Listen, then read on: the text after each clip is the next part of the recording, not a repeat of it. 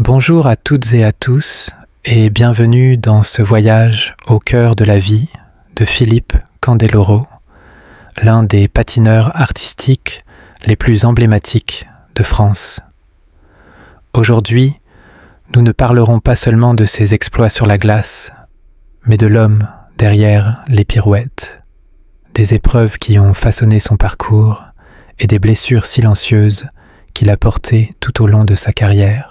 Philippe Candeloro est né en février 1972 à Courbevoie, dans une famille modeste où le travail et la persévérance étaient des valeurs essentielles.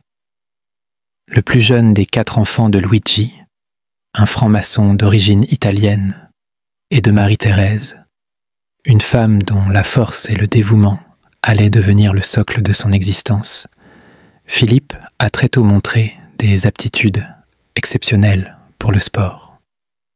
À seulement 7 ans, il met pour la première fois les pieds sur la glace de la patinoire de Colombes.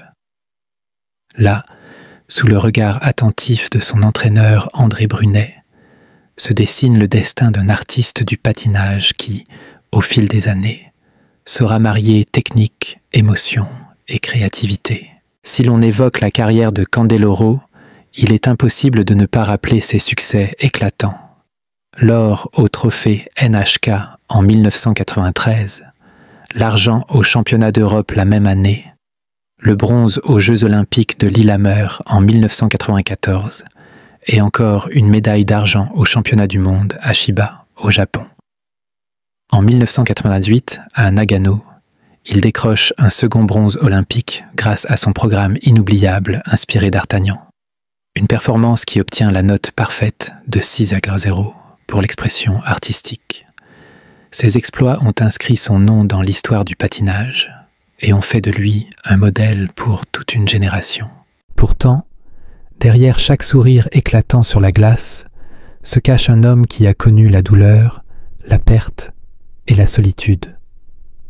La plus grande épreuve de sa vie fut la mort de sa mère, Marie-Thérèse, en 2010, emportée par un cancer du poumon à l'âge de 68 ans. Marie-Thérèse n'était pas seulement sa mère, elle avait été sa première supportrice, sa guide et sa source constante de motivation. Comptable de profession, elle avait consenti à d'innombrables sacrifices pour que Philippe puisse suivre sa passion, l'accompagnant à chaque entraînement et investissant dans des patins souvent très coûteux. Une anecdote révélatrice de leur lien unique raconte qu'il avait un jour pris une paire de patins sans permission et que Marie-Thérèse avait payé pour rectifier cette erreur, sans jamais cesser de croire en son fils. Lorsque la mort de sa mère survint, Philippe participait à une émission de télé-réalité en France. L'appel de sa sœur Marinelle annonçant la nouvelle fut un coup de tonnerre. Il annula immédiatement tout projet et se précipita auprès d'elle. Dans une interview accordée au Figaro en 2025, Candeloro confie « Lorsque je me tenais près de son lit, j'avais l'impression qu'une partie de mon cœur avait été arrachée. La douleur fut d'autant plus intense qu'il réalisa que sa mère ne verrait jamais grandir ses filles, Luna Nizza, Maya Estella et Thalia Soleya, un désir qu'elle chérissait profondément. Le sentiment de culpabilité le hantait. Il regrettait de ne pas avoir passé plus de temps avec elle, emporté par son emploi du temps chargé entre spectacles et commentaires sportifs. Les nuits qui suivirent furent longues et silencieuses. Assis dans son salon, il revoyait d'anciennes vidéos de ses performances, tentant de rédiger un discours commémoratif, mais chaque ligne lui rappelait simplement le sourire de sa mère. Ce souvenir, à la fois tendre et douloureux, demeure une cicatrice indélébile, un rappel cruel de la fragilité des liens les plus précieux. Malgré ses tragédies personnelles, la carrière de Candeloro est un exemple de persévérance et de passion. Du jeune garçon de Courbevoie à l'artiste célébré sur les plus grandes patinoires du monde, il a su transformer chaque épreuve en énergie créatrice, chaque défaite en apprentissage. Aujourd'hui, en tant que père, Commentateur et figure publique, il continue de transmettre l'amour de la glace et la résilience face aux difficultés, tout en portant le souvenir de Marie-Thérèse dans chacun de ses gestes, chacun de ses pas sur la glace. Philippe Candeloro est bien plus qu'un champion. Il est le symbole d'un courage discret, d'une passion indomptable et d'un amour inébranlable pour sa famille. Derrière la médaille, le costume brillant et l'acclamation du public, il y a l'homme qui a connu la perte, qui a ressenti la solitude et qui pourtant continue d'avancer avec dignité et humanité. Une vie où la gloire côtoie la douleur, où chaque pirouette raconte l'histoire d'un cœur résilient. Et c'est dans cette dualité entre lumière et ombre, triomphe et tragédie que réside l'essence de Philippe Candeloro. Un artiste dont l'histoire personnelle est aussi captivante que ses performances sur glace. Philippe Candeloro n'est pas seulement un nom dans l'histoire du patinage artistique français. Il est l'incarnation même d'une carrière marquée par la passion, le talent et la résilience face à l'adversité.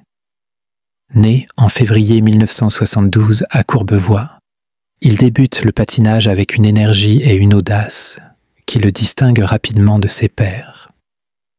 Très tôt, il se révèle capable de mouvements que peu osaient tenter.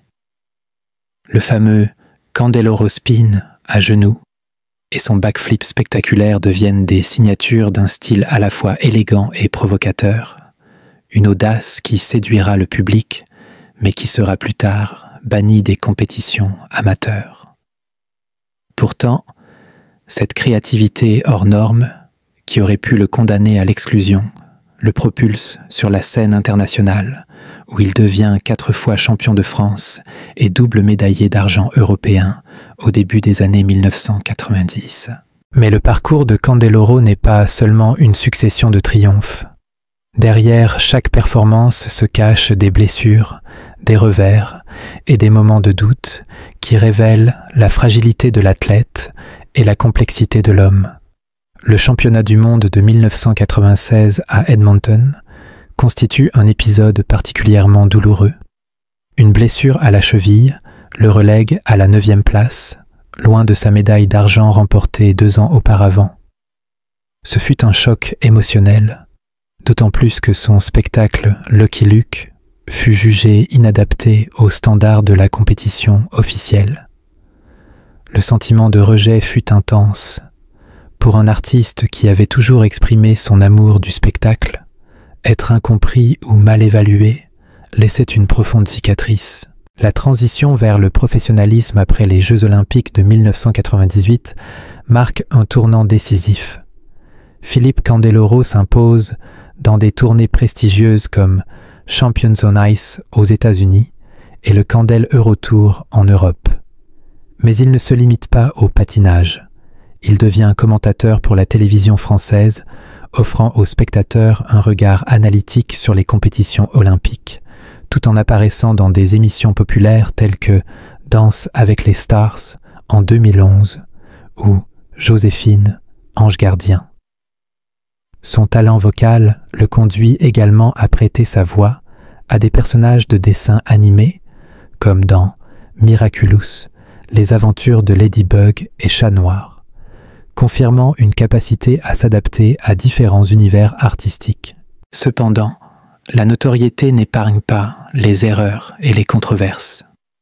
En 2006, ses commentaires sur l'athlète Shizuka Arakawa, jugés inappropriés, lui valent un avertissement du Conseil supérieur de l'audiovisuel et l'oblige à présenter des excuses publiques. Cet incident marque un moment de remise en question, illustrant combien la célébrité peut transformer un simple écart en événement médiatique majeur.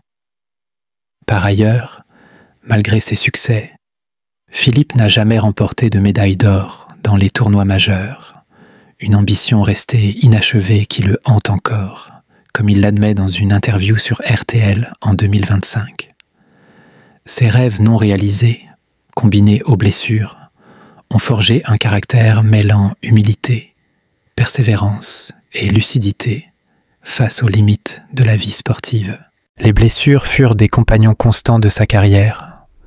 En 1991, une fracture de la jambe met fin à son rêve olympique de 1992. Mais loin de céder au désespoir, il se relève, s'entraînant avec une discipline implacable. Quand il remporte la médaille de bronze, il éclate en larmes sur la glace, symbolisant non seulement la victoire sportive, mais aussi l'accomplissement d'un combat personnel. À Nagano, en 1998, après un saut raté, il craint de perdre sa chance de médaille. L'annonce de son bronze le submerge d'émotions et il pleure dans les bras de son entraîneur. Ces moments révèlent l'intensité psychologique et émotionnelle que chaque patineur porte en silence, souvent invisible aux yeux du public. La vie personnelle de Candeloro est elle aussi un mélange de bonheur et de défis.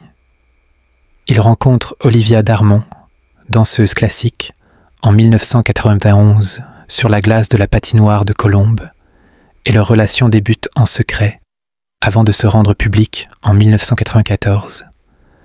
Leur mariage, scellé de manière originale par une demande où Philippe cache la bague dans la glace, illustre l'ingéniosité et le romantisme du patineur. Ensemble, ils auront 3 filles, Luna, Maya et Talia. Mais la vie de famille n'est pas exempte de difficultés. Les longues tournées internationales, notamment en 2005, laissent Olivia seule pour élever Luna et Talia, avec des appels téléphoniques nocturnes et des moments de solitude qui font de Philippe un mari et un père, parfois en proie à la culpabilité. Leur amour et leur engagement mutuel seront cependant plus forts que les obstacles, forgeant un foyer stable et aimant malgré les défis. L'accident d'hélicoptère de Villa Castelli en 2015 marque un tournant dramatique. Alors qu'il tourne l'émission de télé-réalité Drop en Argentine, il échappe de justesse à une collision mortelle qui tue 10 personnes, dont 3 athlètes français. Ce moment, choisi par le hasard, sauve sa vie, mais laisse des cicatrices psychologiques profondes. Philippe Candeloro confie à France Télévision avoir été hanté par les visages des victimes, tombant dans une légère dépression et un sentiment de culpabilité persistante. Il participe aux cérémonies commémoratives, écrit aux familles des victimes et s'investit dans des actions caritatives, notamment via l'association Nos Anges, offrant une partie de ses gains pour soutenir les enfants malades, transformant son traumatisme en engagement envers les autres. Malgré toutes ces épreuves, Candeloro reste un symbole d'excellence et de persévérance. En 2018, lorsque la patinoire de Colombes est nommée en son honneur, il ne peut retenir ses larmes, repensant aux débuts modestes, à sa mère l'accompagnant à l'entraînement et aux sacrifices consentis. Sa vie, faite de triomphes et de douleurs, nous rappelle que derrière chaque médaille et chaque sourire se cache une histoire de combat, de perte et de résilience. Philippe Candeloro n'est pas seulement un champion de glace, il est le témoin vivant de la fragilité humaine, un homme qui a transformé la douleur en force et dont l'histoire continue d'inspirer ceux qui croient que la passion et la persévérance peuvent transcender l'adversité. Son parcours nous laisse une leçon précieuse. La célébrité et la réussite ne se mesurent pas seulement aux trophées et médailles, mais à la manière dont on affronte l'échec, la perte et les cicatrices invisibles que chaque être humain porte. Chaque larme versée sur la glace, chaque geste de générosité envers autrui, chaque instant de doute surmonté, dessine le portrait d'un homme exceptionnel, complexe, imparfait, mais profondément humain. Philippe Candeloro demeure une légende, non seulement pour ses exploits sportifs, mais pour sa capacité à transformer les tragédies personnelles en messages de résilience et d'espoir.